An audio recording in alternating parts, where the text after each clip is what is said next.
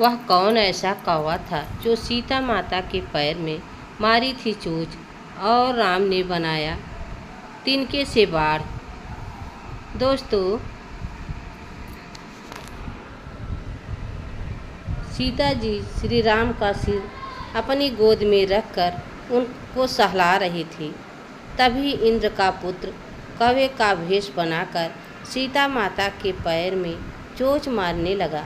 सीता माता क्रोधित होकर पूछती हैं कि तुम कौन हो, अपने असली रूप में आओ, नहीं तो मैं श्राप दे दूंगी।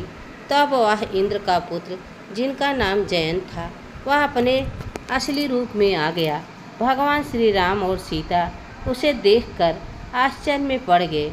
उनसे कहा, मैं इंद्र का पुत्र जयंत हूँ, कृपया क्रोधित ना हो। मैं तो केवल आपके चरण स्पर्श करके आपका आशीर्वाद लेना चाहता था। एक पतिव्रता स्त्री को छूकर तुमने अपमान किया है।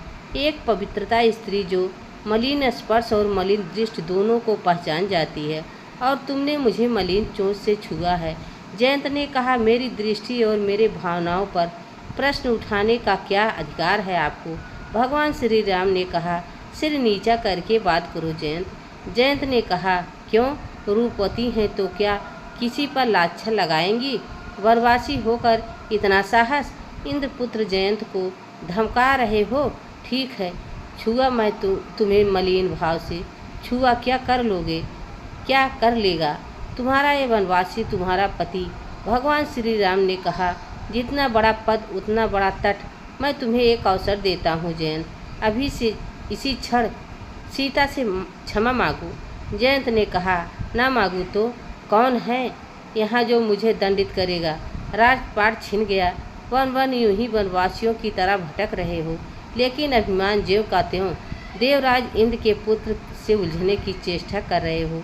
यह कहकर जयंत जाने लगा। तब भगवान श्री राम ने कहा, रुक जाओ जयंत। यह कहकर भगवान ने एक तिनका उठाया। जयंत हंसकर कहा, अब इस छोटे तिनके के ये मुझ पर क्या प्रहार करोगे? भगवान गुस्से में ब्रह्मास्त्र चला दिया। जयंत ब्रह्मास्त्र देखकर घबरा गया और भागने लगा। भागते भागते वह थक गया और गिर पड़ा, और ब्रह्मास्त्र उसके पीछे पीछे चल रहा था।